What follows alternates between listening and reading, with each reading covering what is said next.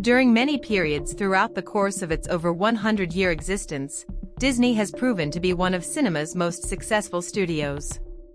Much of this success has come as a result of their wildly popular animated musicals. Timeless classics like Snow White and the Seven Dwarfs, Cinderella and Beauty and the Beast have resonated across multiple generations, ensuring that Disney has a special place in the hearts of many. But not all of their musicals are great. In fact, as is to be expected for a studio that has been around as long as Disney has, they've released a fair number of duds that lack the magic present in their more critically acclaimed works. The company's weaker output suffers from uninspired storylines, dull characters, and even some disappointing musical numbers. These are the 10 worst Disney musicals, ranked based on their level of watchability.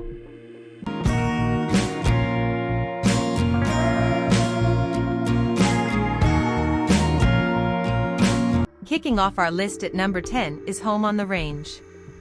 Something that all of Disney's best animated films have in common is that they effectively appeal to viewers of all ages, integrating interesting themes and universal messages alongside colorful imagery and simple storytelling to keep parents just as engaged as their children. Unfortunately, like many of the studio's weaker endeavors, 2004's Home on the Range fails to successfully strike this balance, featuring a script that's more mind-numbing than entertaining. The film centers on Maggie, Roseanne Barr, Mrs. Calloway, Dame Judi Dench, and Grace, Jennifer Tilly, three cows seeking to collect the bounty on a criminal known as Alameda Slim, Randy Quaid, in order to keep their home under the ownership of Farmer Pearl, Carol Cook. Despite its talented cast, Home on the Range isn't wholly successful at anything it sets out to do.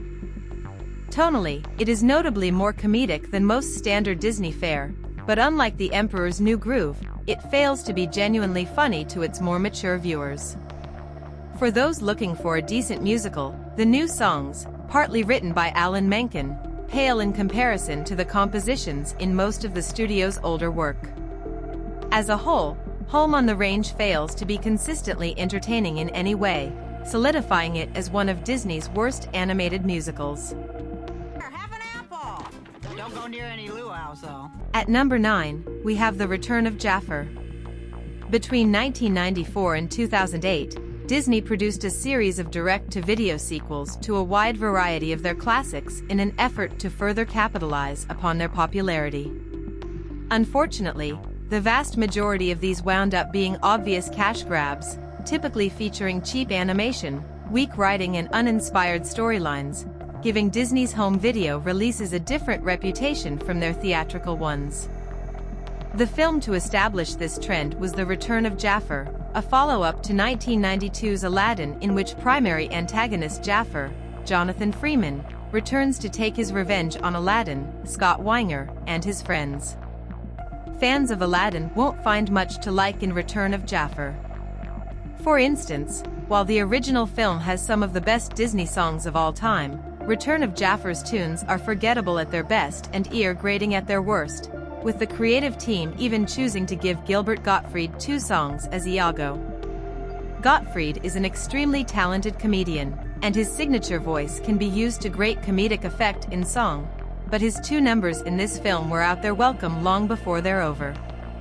Robin Williams, the man responsible for bringing life to Genie in the original, is also noticeably absent, being replaced by Dan Castellaneta, who tries his best but simply can't measure up to the comedic brilliance of Williams' performance. All of these issues and more cement The Return of Jafar as one of Disney's worst musicals. How do I look? I think you look fine. Coming in at number 8 is The Jungle Book 2. The Jungle Book 2 is a rare example of a Disney sequel from the early 2000s that was intended to go straight to video, but wound up receiving a theatrical release instead. This shouldn't serve as a statement regarding its quality, though, as The Jungle Book 2 is just as disappointing as many of Disney's direct-to-video sequels. In it, Mowgli, Haley Joel Osment, leaves the human village he entered at the end of the first, reuniting with Baloo, John Goodman, to live life in the jungle once more, before learning, again, that he belongs with his fellow humans. At its core, The Jungle Book 2 is a pointless retread of the 1967 original. Throughout the sequel's short runtime, Mowgli and Baloo encounter plenty of familiar faces, sing the bare necessities and go through the exact same arcs they did in the first movie, making it feel shockingly short on original ideas. This may be for the best, however, as the original songs present in the film, like Baloo's WILD, sound straight out of a Saturday morning cartoon. There's some decent casting in the film, with Goodman and Tony Jay, who plays villain Shere Khan, being notable standouts, but their performances do little to salvage a disappointing follow-up to the last film Walt Disney worked on. Hit it, Papa Bear. Look for the bare necessities, the simple bare necessities.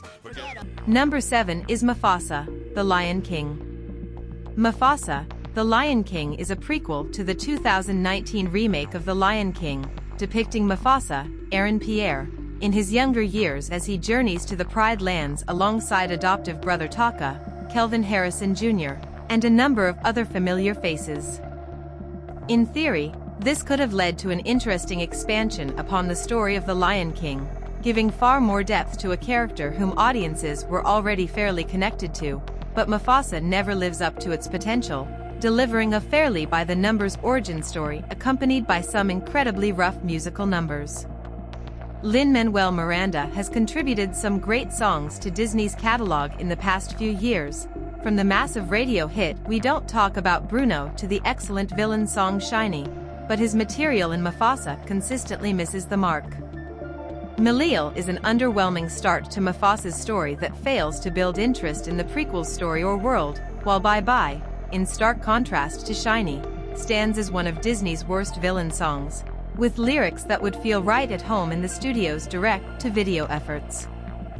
Visually, the film makes some improvements over its predecessor by allowing its photorealistic leads to emote more, but the art style is still a poor choice for the story being presented, holding back musical numbers in particular, and leaving Mufasa as a Disney musical with few redeeming qualities.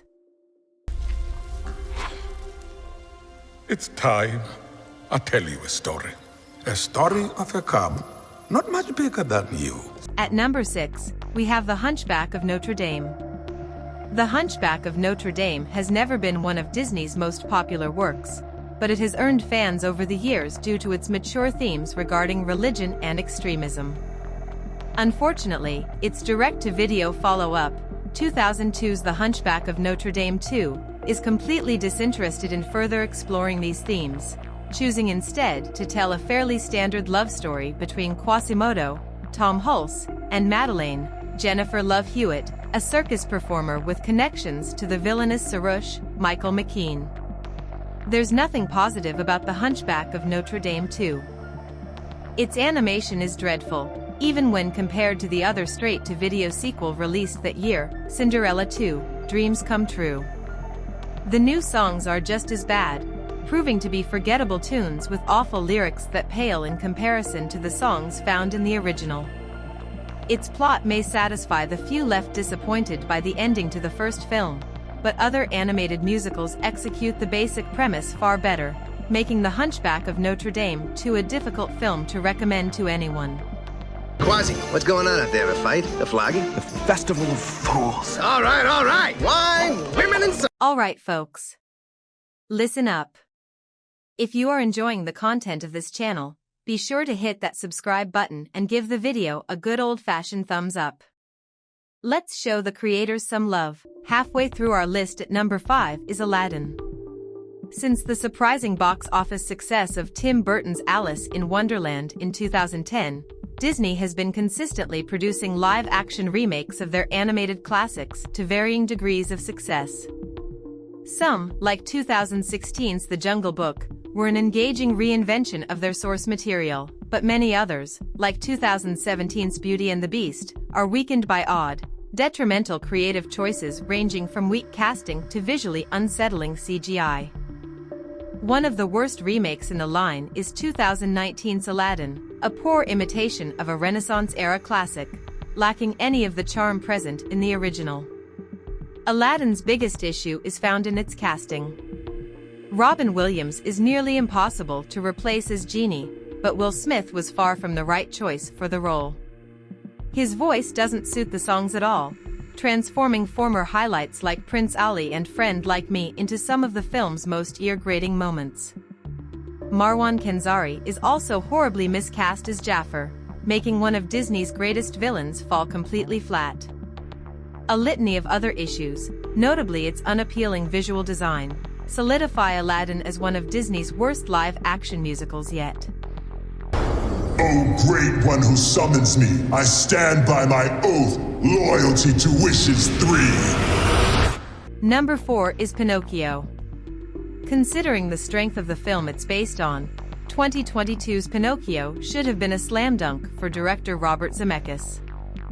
Instead, it has garnered a reputation as the worst of Disney's live-action remakes, suffering from many of the flaws present in Disney's other remakes, along with a host of issues all its own.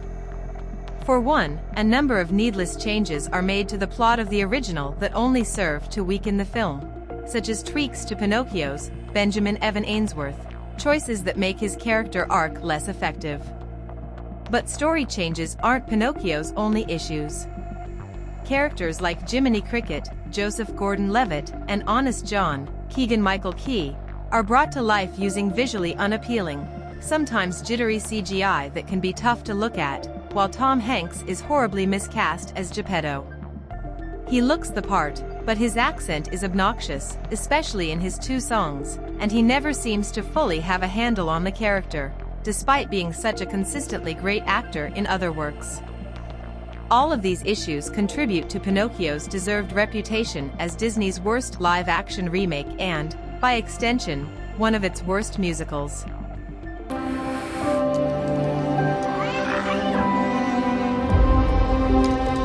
Starlight, star bright. Taking the 3rd spot is Wish.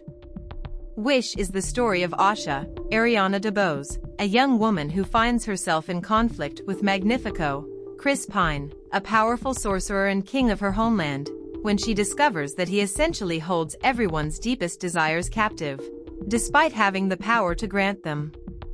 Created partly to celebrate Disney's 100th year in business, Wish was intended to pay homage to many of the company's signature narrative tropes, while also being stuffed with Easter eggs for fans to spot.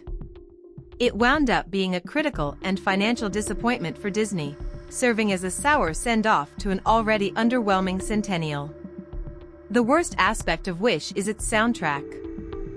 Ariana DeBose is a great singer, but it's hard not to compare songs like this Wish to similar songs that are far superior, like Part of Your World and How Far I'll Go. There are also some laughably bad lyrics present in just about every song, with I Let You Live Here for free and I Don't Even Charge You Rent being a particularly egregious example. The poor songs could be forgiven if the film had a compelling narrative, but its focus on tropes keeps it from having a unique identity of its own. Fans of Disney might have fun spotting the film's various references and cameos, but Wish has little to offer more casual viewers. 3, 2, 1. Asha! I'm here! Whew, just 1 second. At number 2, we have Kons New Groove. The Emperor's New Groove is an underrated gem in Disney's history. Featuring a uniquely comedic tone enhanced by its stellar cast, the film wasn't a huge hit when it was first released, but its quality quickly won it a following in the subsequent years. One character who quickly became a fan favorite, delivering many of the movie's best jokes, was Patrick Warburton's Kronk, the well-meaning henchman of Yzma, Eartha Kitt, the film's villain.